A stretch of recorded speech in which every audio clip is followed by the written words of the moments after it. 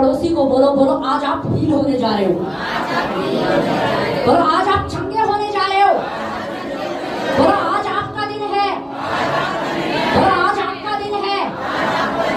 अपने पड़ोसी को बोलो, बोलो चंगाई आपका अधिकार है, चंगाई आपका अधिकार है, चंगाई आपका भोजन है और इसे लेने से कोई नहीं रोक सकता।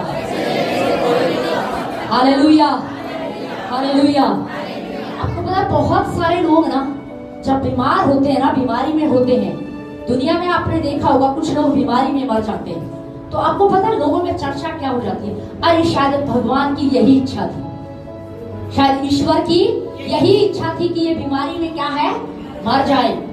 कुछ लोग बीमारी में चल रहे होते, सालों साल बीमारी में चल रहे हैं, तो वो अपनी मानसिकता बना लेते, शायद अब ईश्वर भी ऊपर वाला यही चाहता कि मैं इस बीमारी के साथ ही जीवन बिताऊं। नहीं, पहली बात अपना ये जो एक झूठ शैतान ने फैलाया हुआ ना, इसको तोड़ना है, इस भ्रम को अपने दिमाग से निकाल दीजिए।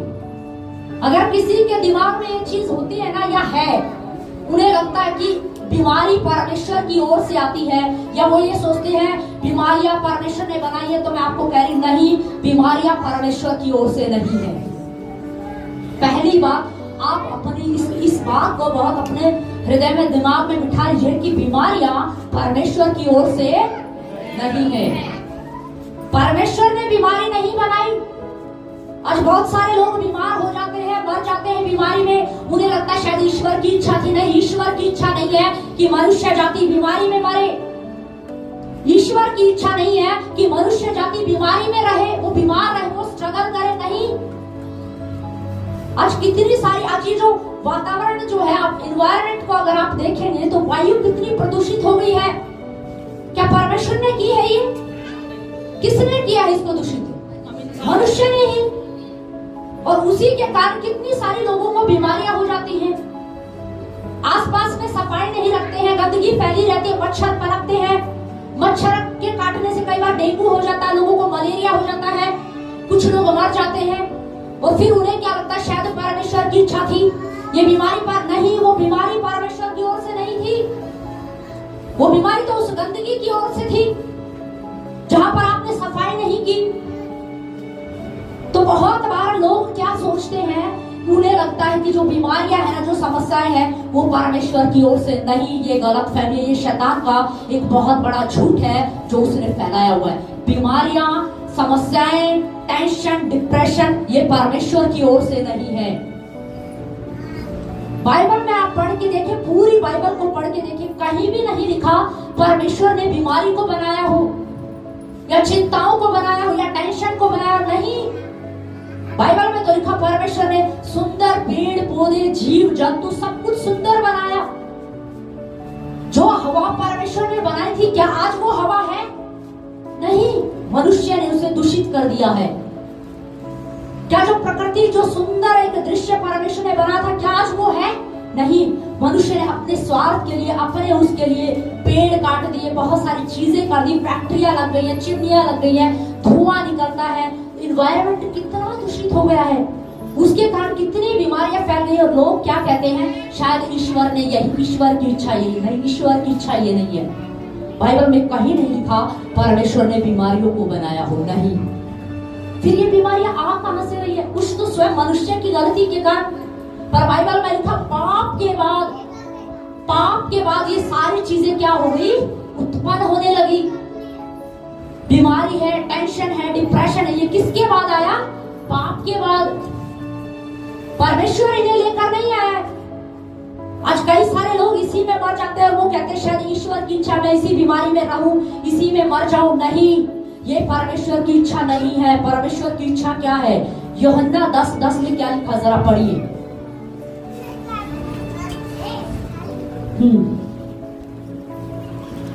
चोर किसी और काम के लिए नहीं, परंतु केवल चोरी करने और घात करने और नष्ट करने को आता है।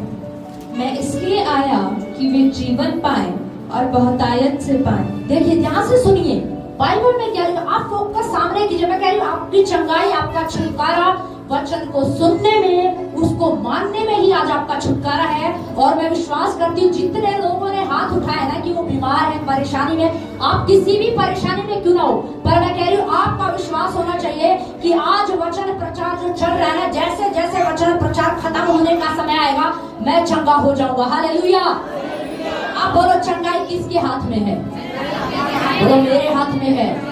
अब आप ध्यान कर लीजिए, 12 वर्ष से जो लहू बहने वाली स्त्री थी, चंगाई उसके हाथ में थी, भीड़ भी वहां थी, चारों तरफ भीड़ थी, पर कोई चंगा नहीं हुआ, पर केवल वो स्त्री चंगी हो गई। अब कितने सारों ने हाथ उठाया है, कितने सारे चंगे हो गए वो मुझे नहीं पता, पर मैं ये कह रही हूँ कि चंगाई आपके हाथ में है, चंगाई आपके विश्वास में है, चंगाई आपके वचन को मानने में है। हालेलुया। इस चीज को आज आप पकड़ कर वचन को सुनना है, अपने कान को, दिल को, दिमाग को खुला रखिए, पर इस बात को भी रखिए कि आज कुछ मेरी लाइफ में होने वाला है, आज मेरे जीवन में कुछ होने वाला है। जिस बीमारी के साथ मैं आया हूं ना, मैं इस बीमारी के साथ आज वापस घर नहीं जाऊंगा। हालेलुया। क्योंकि मैं चंगाई को लेकर जाऊंगा। आमीन, आमीन। आपको पता है बाइबल में क्या लिखा है? बाइबल में लिखा है चोर किसी और काम के लिए नहीं आया। क्या लिखा है जरा पढ़िए। चोर किसी और काम के लिए नहीं। देखिए चोर, अच्छा मुझे बताइए, जब किसी के घर में चोर आ जाता है तो वो देने आता है कि लेने आता है? कोई ऐसा चोर देखा है आपने कि भाई आज मेरा मूड था, मैं आज आपको देने के लिए आ गया 2 सोना चांदी? कभी देखा है? नहीं। क्या करने आता है चोर? सब कुछ साफ करने के लिए। आपके घर में जो रखा है वो सब उठा के लेके जाएगा।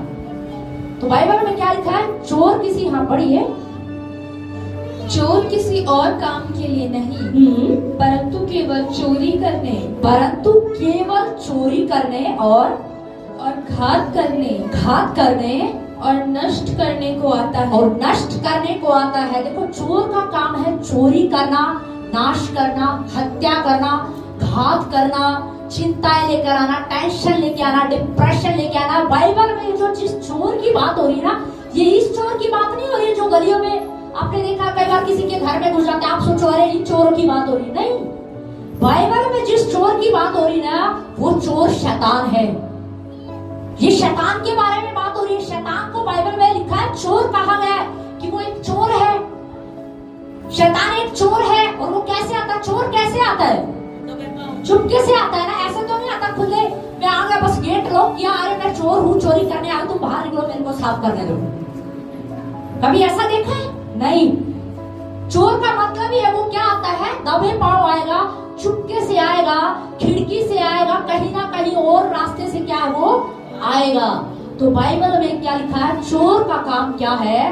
नाश करना, घात करना, हत्या करना। ये किसका काम है? चोर का काम है। तो ये कौन करता है? शैतान का काम है। ये किसका काम है? शैतान का। शैतान जिसकी लाइफ में काम गड़बड़ लाएगा ना, तो वो यही करेगा। चिंताएं लेकर आएगा, टेंशन लेकर आएगा, डिप्रेशन लेकर आएगा। पर आगे क्या लिखा है? यीशु मसीह किस लिए आया? पढ़िए। मैं इसलिए आया कि वे जीवन पाए और बहुतायत से पाए। हाँ देखो यीशु मसीह क्या कह रहा है। आज लोग बीमारी में है, टेंशन में, डिप्रेशन में। वो किसके कारण? वो इसलिए नहीं कि वो शायद परमेश्वर चाहता, नहीं, वो शैतान के कारण है।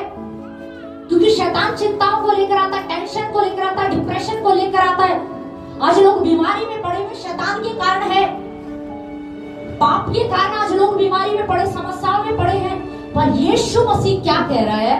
यीशु मसीह कह रहा है मैं इसलिए आया ताकि तुम जीवन पाओ और बहुतायत का जीवन पाओ। समझ रहे हो? शैतान वहां पे क्या लिखा? शैतान के बारे में शैतान क्या कर रहा है? चोरी कर रहा, हत्या कर रहा, नाश कर रहा। पर यीशु मसीह क्या कह रहा है? कह रहा मैं इसलिए आया हूँ कि तुम जीवन पाओ। मैं इसलिए आया हूँ ताकि तुम चंगे हो जाओ। मैं इसलिए आया हूँ ताकि तुम छुटकारा पाओ। मैं इसलिए आया हूँ ताकि तुम उद्धार पाओ। Hallelujah, hallelujah. शैतान का काम है लोग बीमारी में मरे। शैतान तो खुश है, शैतान खुश है कि वो तो चाहता ही है कि लोग बीमारी में मरे, लोग चिंताओं में पड़े रहे, टेंशन में पड़े रहे, बीमारियों में पड़े रहे, गरीबी में पड़े रहे, ये कभी भी उभरे ना इन चीजों से, कभी बाहर ना निकल पाए। पर यीशु मसीह कह रहा मैं इसलिए आया हूं ताकि शैतान ने जो बीमारियां लाई हैं, शैतान ने जो चिंता, टेंशन, डिप्रेशन का भार तुम्हारे ऊपर रख दिया है, मैं इसलिए आया हूं ताकि मैं शैतान के कामों का नाश कर सकूं। हालेलुया। यीशु मसीह इसलिए आया, वो कह रहा मैं इसलिए आया ताकि मैं तुम्हें जीवन दे सकूं, तुम्हें बहुतायत का जीवन दे सकूं, तुम्हें चंगाई दे सकूं, तुम्हें छुटकारा दे सकूं, तुम्हें आशीष दे सकूं, तुम उद्धार पा सको। Hallelujah, hallelujah. तो कई बार लोग जो ये सोचते हैं ना कि अरे वो तो बीमारी में मर गया, वो तो पी के मर गया, शायद ईश्वर की इच्छा थी। नहीं, ये ईश्वर की इच्छा नहीं है। ईश्वर की इच्छा क्या? यीशु मसीह स्वयं बता रहे हैं ईश्वर की इच्छा क्या है। ईश्वर तो कह रहा है, यीशु मसीह तो कह रहा है मैं तो इसलिए आया हूं कि तुम जीवन पाओ, तुम चंगाई पाओ, तुम भले चंगे रहो। भाई बीमारी तुम्हारे लिए नहीं है, कर्जा तुम्हारे लिए नहीं, श्राप तुम्हारे लिए नहीं है। समझ रहे? तो यीशु मसीह क्या कह रहा है, मैं तो इसलिए आया हूं ताकि तुम जीवन ही नहीं, खाली पृथ्वी पर ही नहीं, तुम अनंत जीवन पाओ। देखो यीशु मसीह पृथ्वी के जीवन की ही बात नहीं कर रहा, यीशु मसीह तो कह रहा मरने के बाद भी तुम्हें अनंत जीवन मिलेगा, मैं इसलिए आया हूं। Hallelujah, hallelujah. वो सिर्फ पृथ्वी के जीवन की बात नहीं कर रहा है, यीशु मसीह आपके मरने के बाद तक की भी आपकी चिंता कर रहा है। यीशु मसीह कह रहा तुम मरोगे नहीं, तुम अनंत जीवन में प्रवेश करोगे। हालेलुया। किसमें प्रवेश करोगे? अनंत जीवन में, क्योंकि मैं आया ही इसलिए हूं कि तुम जीवन पाओ, वरन बहुतायत का क्या पाओ? जीवन पाओ। तो बीमारी किसकी ओर से है? कभी भी अगर कोई आपके सामने बोले ना अरे शायद ये इसीलिए मर गया क्योंकि इसके जीवन, नहीं, उनको बोलना कि ये शैतान का काम था, ये बीमारी में मर गया, ये नशे में मर गया, ये गलत चीजों में ऐसे फंस गया, ये परमेश्वर की इच्छा नहीं है, ये शैतान की इच्छा है।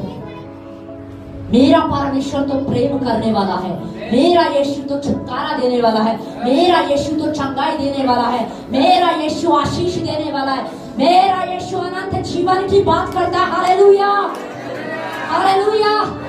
वो ऐसे जीवन की बात कर रहा है जो कभी खत्म नहीं होगा।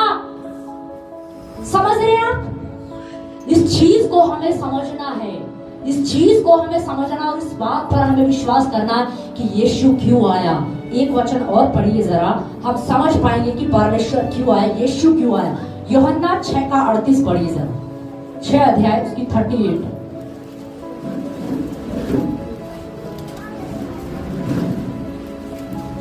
क्योंकि मैं अपनी इच्छा नहीं वरन अपने भेजने वालों की इच्छा पूरी करने के लिए स्वर्ग से उतरा हूँ। हाँ देखो यीशु मसीह क्या कह रहा है, सुनो, ध्यान से सुनो इस वचन को, फिर से बोलो। क्योंकि मैं अपनी इच्छा नहीं, देखो यीशु मसीह बात कर रहा है यहाँ पे। यीशु मसीह कह रहा है मैं अपनी इच्छा नहीं, अपनी इच्छा नहीं, और क्या बोल रहा है? वरन अपने भेजने वालों की इच्छा, वरन अपने भेजने वाले की इच्छा। यीशु मसीह को किसने भेजा? परमेश्वर ने, पिता ने। किसने भेजा? परमेश्वर ने, पिता ने भेजा यीशु मसीह को। यीशु मसीह कह रहा है मैं अपनी इच्छा नहीं, पर मैं किसकी इच्छा पूरी कर रहा हूँ? अपने पिता की। अब वो इच्छा किसकी बता रहा है? अपनी इच्छा नहीं बता रहा है, अपने पिता की इच्छा बता रहा है। यानी कि सृष्टिकर्ता, पूरे ब्रह्मांड को जो रचने वाला, पूरे ब्रह्मांड को चलाने वाला जो परमेश्वर है, यीशु मसीह उस पिता की बात कर रहा है, उस पिता की इच्छा को बता रहा है कि देखो पिता की इच्छा तुम्हारे लिए क्या है। ध्यान से समझना, परमेश्वर की इच्छा आपके लिए क्या है। हाँ पढ़िए। वरन अपने भेजने वालों की इच्छा, वरन अपने भेजने वाले की इच्छा, और आगे पूरी करने के लिए स्वर्ग से उतरा हूँ। स्वर्ग से उतरा हूँ। ध्यान से समझिए, यीशु मसीह क्या कह रहा है? मैं अपनी इच्छा पूरी करने नहीं, लेकिन मेरे पिता की जो इच्छा है मैं उसको पूरा करने के लिए स्वर्ग से इस पृथ्वी पर उतरा हूँ। इसका मतलब आपको समझना है कि हमारे पिता की इच्छा क्या है। हमें समझना कि हमारे पिता की, जिसने हमें बनाया, जिसने हमारी सृष्टि की है, उसकी इच्छा क्या है, और उसकी इच्छा पूरी कौन कर रहा है? यीशु मसीह। यीशु कह रहा है मैं अपने पिता की इच्छा पूरी कर रहा हूँ। अब यीशु मसीह जब पृथ्वी पर था तो यीशु मसीह ने क्या किया? मत्ती, मरकुस, लूका, यूहन्ना में जब आप पढ़ते हैं तो सबसे ज्यादा आप क्या देखते हैं उसके अंदर? हाँ, मत्ती, मरकुस, लूका, यूहन्ना को आप ध्यान से पढ़ना, गौर से पढ़ना। यीशु मसीह वहां पर अंधों को आंखें दे रहा है, लंगड़ों को चला रहा है, बहरों को सुना रहा है, मुर्दों को जिंदा कर रहा है। भीड़ की भीड़ यीशु के पास आती है, यीशु को छूती है और चंगी हो जाती है। समझ रहे हैं? ये किसकी इच्छा है? यीशु मसीह की इच्छा नहीं थी। यीशु मसीह कर रहा है, यीशु मसीह ने तो किया, पर यीशु मसीह असल में क्या बता रहा है कि ये मेरे पिता की इच्छा है कि तुम क्या रहो, भले चंगे रहो। इसीलिए तो यीशु मसीह पृथ्वी पर चंगाई कर रहा था ना, अंधों को आंखें दे रहा था, लंगड़ों को चला रहा था, बहरों को सुना रहा था, क्योंकि वो जानता था मेरे पिता की इच्छा है कि मेरे ये जो लोग हैं ना, ये भले चंगे रहे, ये बीमारियों में ना मरे, बीमारियों में नाश ना हो। इसीलिए तो यीशु मसीह चंगाई कर रहा था। Hallelujah, hallelujah. तो बीमारी किसकी ओर से है? शैतान की ओर से है। ये परमेश्वर की बनाई चीज नहीं है, ये परमेश्वर की ओर से नहीं है। यीशु मसीह कह रहा है मैं तुम्हें जीवन देने आया हूँ, बहुतायत का जीवन देने आया हूँ, और मेरे पिता की इच्छा है तुम भले चंगे रहो। हालेलुया। पिता की क्या इच्छा कि हम क्या रहे? बोलो पिता की, अपने पड़ोसी को बोलो, बोलो परमेश्वर की इच्छा है आप भले चंगे रहो।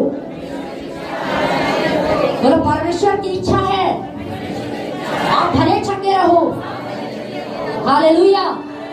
तो इसीलिए कभी भी जब बीमारी आती है ना, परेशान करती है, तो ये नहीं कहना, कुछ लोग कहते हैं शायद ये बीमारी इसलिए आई है मेरी परीक्षा के लिए। नहीं, एक अच्छा पिता बीमारियों को देख करके कभी भी अपने बच्चे को नहीं परखेगा। ये ध्यान दीजिए आप। क्या कोई पृथ्वी पर, क्या आप जितने जो पिता बने हुए, जो माता पिता है, क्या आप चाहते हो कि आपका बच्चा सबक तब सीखे कि जब उसके ऊपर बीमारी आ जाए? क्या कोई चाहेगा ऐसा? क्या कोई पिता ऐसा है जो ये कहेगा मेरे बच्चे को बीमार हो जाए, बीमारी आ जाए, तब इसको सबक मिलेगा? कोई चाहता है ऐसा? नहीं। तो वो तो बाइबल में लिखा, वो तो अच्छा पिता है। वो क्यों चाहेगा कि मैं इन्हें बीमारी में सिखाऊं? नहीं, परीक्षा परमेश्वर की ओर से नहीं है, बीमारियां परमेश्वर की ओर से नहीं आती। हमें इस बात को समझना है। ये शैतान का एक हथियार होता है हमें परेशान करने के लिए, परमेश्वर से दूर करने के लिए, हमारी प्रार्थनाओं को रोकने के लिए। हमें इस चीज को समझना है। यीशु मसीह किस लिए आया? जीवन देने के लिए आया। किस लिए आया? जीवन देने के लिए आया। तो बोलो चंगाई मेरे हाथ में है। बोलो चंगाई मेरे हाथ में है। बोलो आज मैं चंगा होके जा रहा हूं। आज मेरे जीवन में छुटकारा आ चुका है। हालेलुया। पर कैसे छुटकारा आना है, इस चीज को भी हमें समझना है। क्यों ना हम लोग एक वचन शुरू करेंगे, दूसरा राजा 5 अध्याय से हम शुरू करेंगे।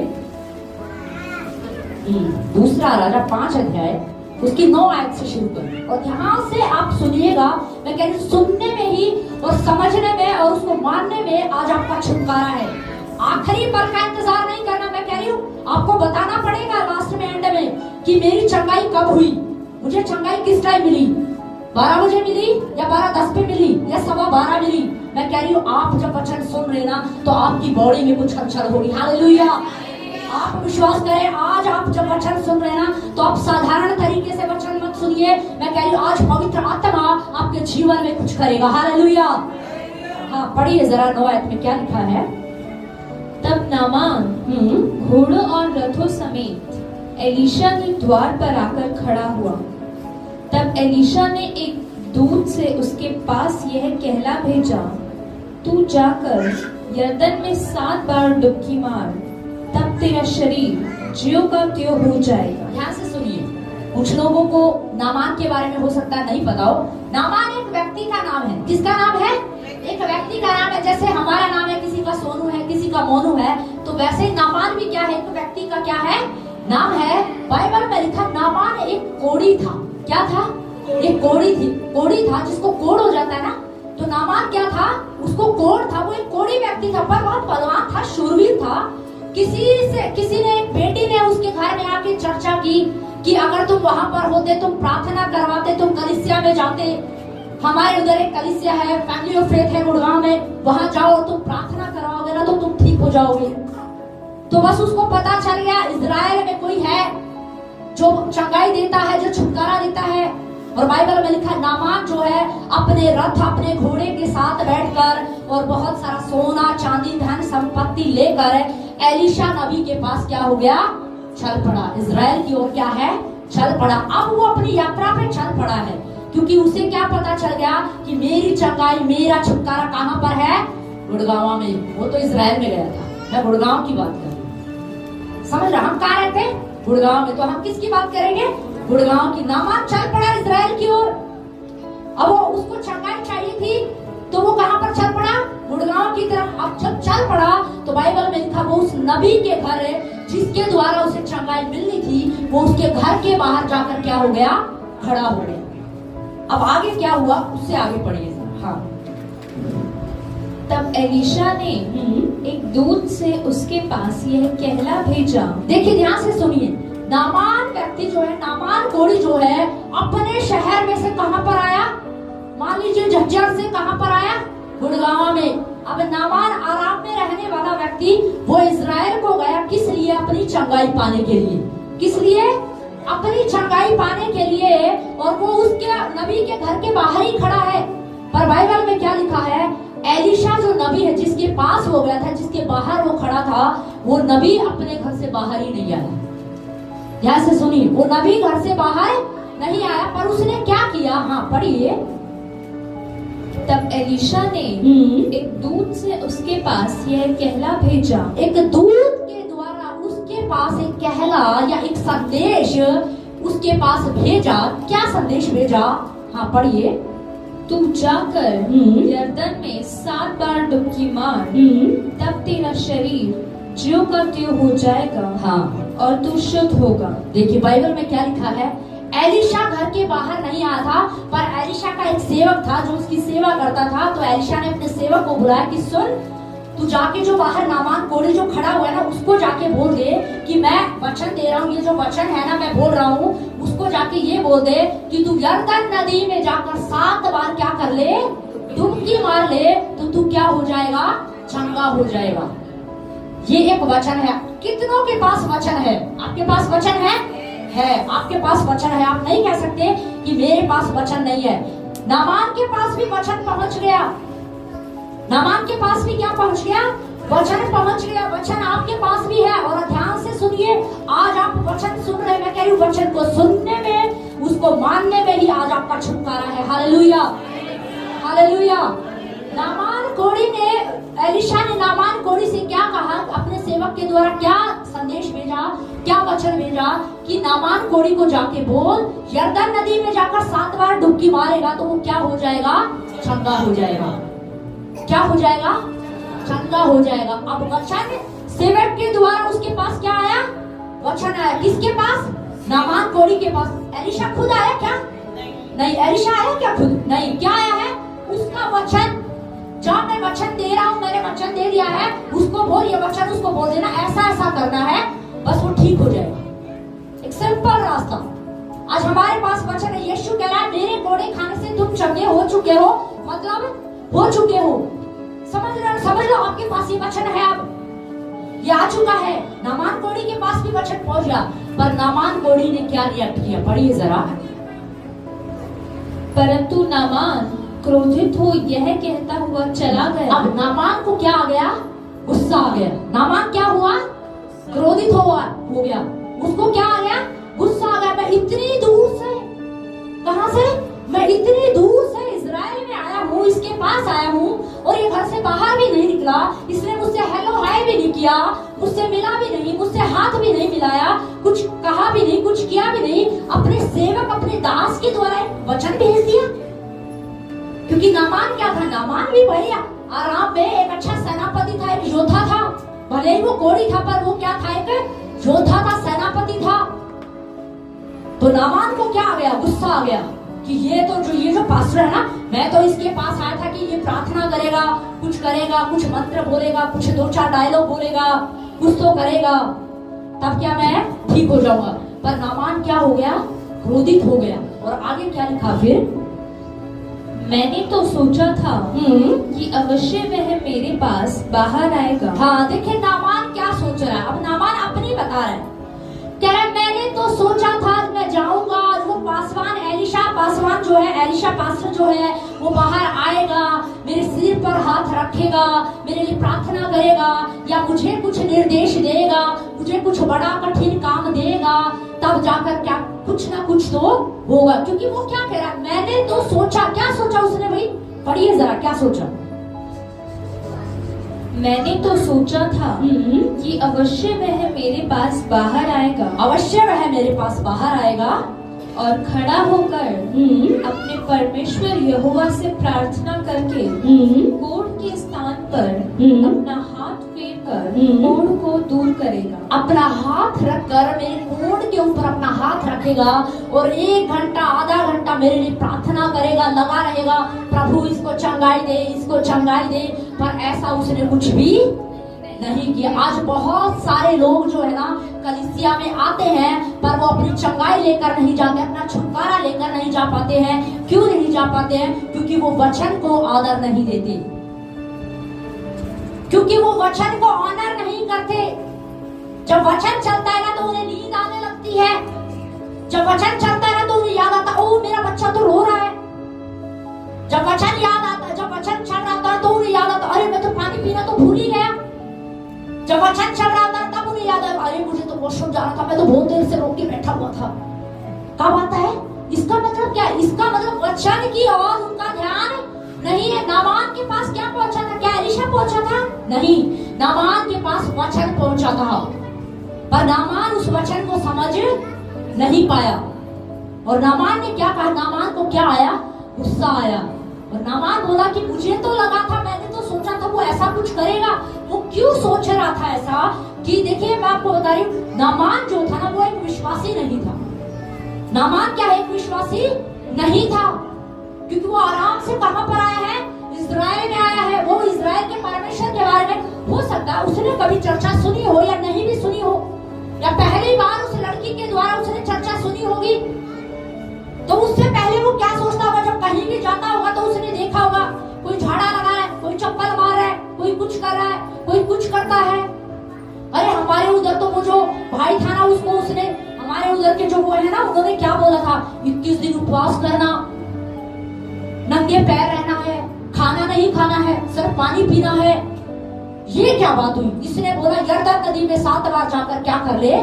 डुबकी लगा ले। मैं आपको सच बताऊं, आज भी बहुत सारे लोग है ना, पहले जिस मानसिकता में थे ना कि हम जाएंगे उसके पास, हम उस बाबा के पास जाएंगे, हम उसके पास जाएंगे, वो झाड़ा लगाएगा, वो फूंक मारेगा, वो राख उड़ाएगा, वो कुछ तो करेगा, वो कुछ हमें बोलेगा, कुछ हमें नियम देगा। 21 दिन बैठे रहना, कुछ नहीं खाना है, जमीन पे सोना है, नंगे पैर रहना है, खाली पानी पीना है, ऐसा कुछ बोलेगा। और आपको बता दूं, उसी सोच के साथ आज कलीसिया में बहुत सारे लोग इसी सोच के साथ आए हुए हैं। तो कलीसिया में आने के बाद भी क्या लगता है ना उन्हें कि पासवान कुछ बड़ा काम बोले, कुछ बड़ा काम बोलेगा ना तो काम होगा। 40 दिन का उपवास बोलो, 40 दिन का उपवास होना चाहिए, खाली पेट रहेंगे, पानी नहीं पिएंगे, समझ रहे? क्योंकि नामान को छोटी सी यरदन नदी में 7 बार डुबकी लगाना छोटी बात थी कि नहीं थी? वो छोटा काम था, बड़ा काम नहीं दिया था उसने। पर नामान को क्या लगा? नामान को लगा ये तो ऐसे ही है, इसका मतलब ये ऐसे ही है, यूं ही है, ऐवे। कई बार होता है ना, जब किसी के पास जाते हैं तो वो बोलेगा अरे कुछ नहीं है। मान लो किसी डॉक्टर के पास आप चले जाओ, आपको बस पेट में दर्द था, डॉक्टर ने समझ लिया कि अरे गैस बनी, उसने बोला ज्यादा दवाई लेने की जरूरत नहीं है, बस थोड़ा खाना पीना अच्छा रखो, वो करो अपना बढ़िया, सही, आप सही हो, ठीक हो, कोई दिक्कत नहीं आपको। ये कोई डॉक्टर है? बताओ, खाना पीना अच्छा खाओ, घूमो फिरो, ये कोई डॉक्टर है? ये डॉक्टर, मुझे लगता है इसको कुछ पता ही नहीं। तो नामान भी ऐसे ही सोच रहा था, शायद इसको कुछ पता नहीं है, इसको कुछ नहीं आता है। वो समझ ही नहीं पा रहा था, वो जो वचन आया है तेरी चंगाई उसी में है, वो जो वचन आया है तेरा छुटकारा उसी में है। हालेलुया। वो समझ ही नहीं पा रहा था। आज कलीसिया में आने वाले बहुत सारे लोग अपनी चंगाई का इंतजार तो करते हैं, अपने छुटकारे का इंतजार करते हैं, पर वो वचन को कभी भी नहीं समझ पाते, जबकि उन्हें पता होना चाहिए कि तुम्हारी चंगाई, तुम्हारा छुटकारा वचन के अंदर ही है, वचन के बाहर कुछ भी, वचन के बाहर कुछ नहीं है। आपकी चंगाई, आपका छुटकारा, आपकी आशीष, जो कुछ आपको लेना है ना, वो इस बाइबल के अंदर है। मैं आपको सच बता रही, वो इस बाइबल के अंदर है। अगर कोई कहता है मुझे भली पत्नी चाहिए, तो मैं कह रही वो भी इसके अंदर है।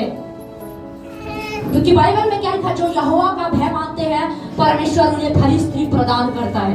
देखो सारी चीजों के बारे में ये बाइबल आपसे बात करती है, सारी चीजों के बारे में बात करते हैं। सब कुछ आपको जो चाहिए ना, जीने के लिए, रहने के लिए, खाने के लिए, आपको जो चाहिए ना, वो इस बाइबल के अंदर है।